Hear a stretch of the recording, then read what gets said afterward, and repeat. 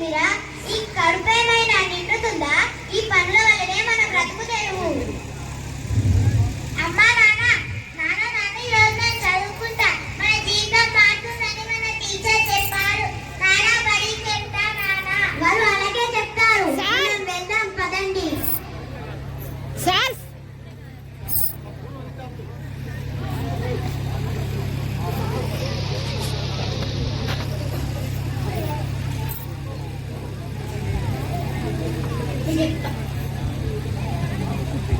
ఎన్నడూ లేని టీచర్లు గిట్టేస్తున్నారు.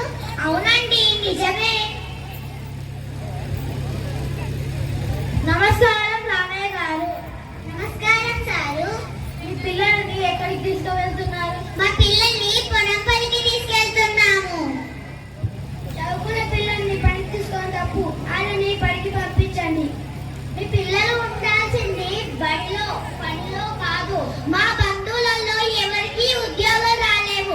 మేం పని చేసుకుంటానే బ్రతుకుతాం. మీ పిల్లలు చదువుల్లో తెలివిగా ఉన్నారు. మీ పిల్లలు చదువుల్లో ఆటపాటల్లో ముందున్నారు. మీ పిల్లలను బడికి పంపేయండి. మీ పిల్లలు ప్రతిరోజు బడికి వస్తే మంచి భవిష్యత్తు ఉంటుంది. మీ పిల్లలు బాగా చదువుతారు. వాళ్ళకు ఏదో ఒక ఉద్యోగం వస్తుంది. వాళ్ళు మన పోతల గ్రామాన్ని మంచి పేరుకు తీసుకొస్తారు. మన గవర్నమెంట్ పాఠశాలలో ఉచిత పుస్తకాలు, యూనిఫామ్, మధ్యాహ్న భోజనం, నాణ్యమైన విద్య లభిస్తుంది. సరేనండి, మా పిల్లల ప్రతిభ గురించి మీరు చెప్పిన తరువాత మాకు అర్థమైంది. రేపటి నుండి మా పిల్లల్ని బడికి పంపుతాము. ధన్యవాదాలండి. ధన్యవాదాలు.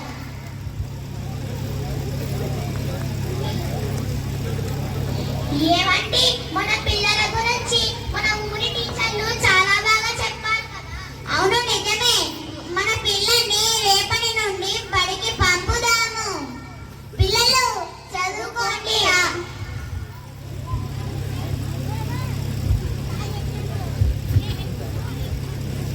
ఇప్పటి వరకు రామయ్య కుటుంబంలో మరి చదువు పట్ల ఆసక్తి లేకుండా మరి వాళ్ళ పిల్లలను చదివించక పనికి తీసుకెళ్ళడం చూసాము. మరి రామయ్య కుటుంబంలో ఉపాధ్యాయుల వల్ల, వాళ్ళ యొక్క ప్రోత్సాహం వల్ల చదువు పట్ల ఆసక్తితో వాళ్ళ పిల్లలను చదివించడం జరిగింది. మరి 15 సంవత్సరాల తర్వాత వారి కుటుంబంలో ఎలాంటి మార్పులు వచ్చాయి ఇప్పుడు చూద్దాం.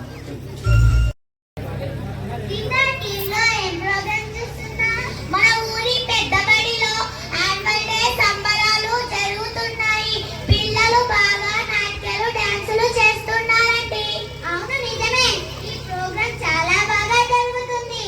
ఈ ప్రోగ్రాం కు మన ఊరి సర్పంచ్, ఉప సర్పంచ్, వార్డు మెంబర్లు కూడా వచ్చారు.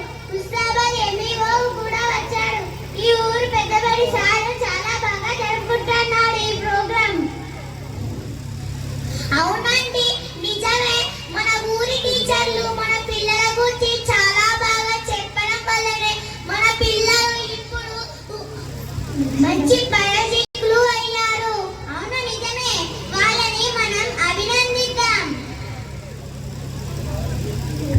నాన్న, ఈ రోజు నా హాస్పిటల్కి వెళ్తున్నాను. సరే బిడ్డ, నీవు పేదలందరికీ ఉచిత వైద్యం అందించాలి. ఈ గ్రామానికి మంచి పేరు తీసుకురావాలి. ఇది నా ఊరుకు సేవ చేయడం నా బాధ్యత. పేదలందరికీ మంచి వైద్యం, ఉచిత వైద్యం అందిస్తానా? సరే బిడ్డ, గ్రామంలో చదువు, వైద్యం, వ్యవసాయం బాగుంటేనే దేశం బాగుంటుంది. సరేనా? సరే బిడ్డ, జాగ్రత్తగా వెళ్ళు. సరే అమ్మా, హాస్పిటల్ డ్యూటీకి వెళ్తున్నాను. నేను డ్యూటీకి వెళ్తున్నాను. ఈ రోజు సిద్దిపేటలో మైసలందరికీ మంత్రి గారితో మీటింగ్ జరుగుతుంది. సరే నాన్న, నీవు నీ పేదలందరికీ న్యాయం జరిగేలా చూడు. సరే అమ్మ, కనిపించే 3 సింహాలు చట్టానికి, న్యాయానికి, ధర్మానికి 10 రూపాయలు అయితే ఆ కనిపించే 4 సింహమే అమ్మ. ఇప్పుడు సరే బిడ్డ, జాగ్రత్త